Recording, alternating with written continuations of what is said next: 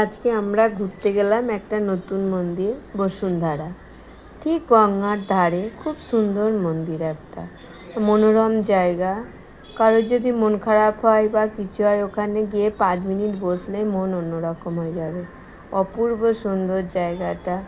আমি ভিডিও করেছি, কিন্তু নিজে সচক্ষে বসে দেখলে আরও ভালো লাগবে। গঙ্গার ধারে মন্দিরটা অপূর্ব লাগছিল। আমরা তো অনেকক্ষণ ছিলাম, মানে আর সন্ধ্যের আরতি দেখে তবেই বাড়ি এসেছিলাম। আমার বর বলেছিল সন্ধেবেলায় আরতি হয় খুব ভালো, তাই আমরা বসে আরতিটা দেখে তারপর এলাম। সারদা মা রামকৃষ্ণ অপূর্ব, একবারে মন ভরে গেল, চোখ ভরে গেল, কি বলবো, অপূর্ব।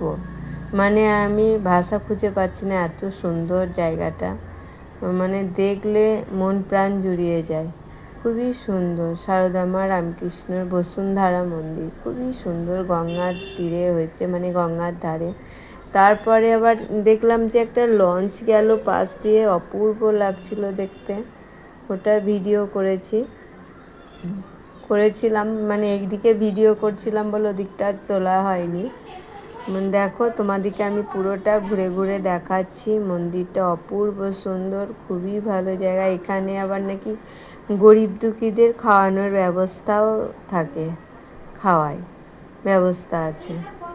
এইখানটা করে রেলিংয়ের ধারে দাঁড়িয়ে অপূর্ব লাগছে। এখানে আবার বসার জায়গা হচ্ছে, মন করলে চেয়ার নিয়েও বসতে পারে অনেকে, কোনো অসুবিধা নেই। এখানে ছবি তোলা, মানে যে ফটো শ্যুট করা, যা কিছুই করা যেতে পারে। অপূর্ব জায়গা, মানে দারুণ লাগলো, খুব সুন্দর লাগলো, খুব ভালো লেগেছে।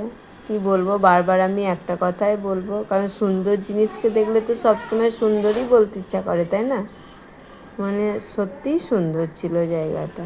তারপরে মন্দিরের বাইরে ঘাটটাও দারুণ ছিল, ওখানে মহাদেবের মন্দির একটা, খুব সুন্দর জায়গা। দেখো।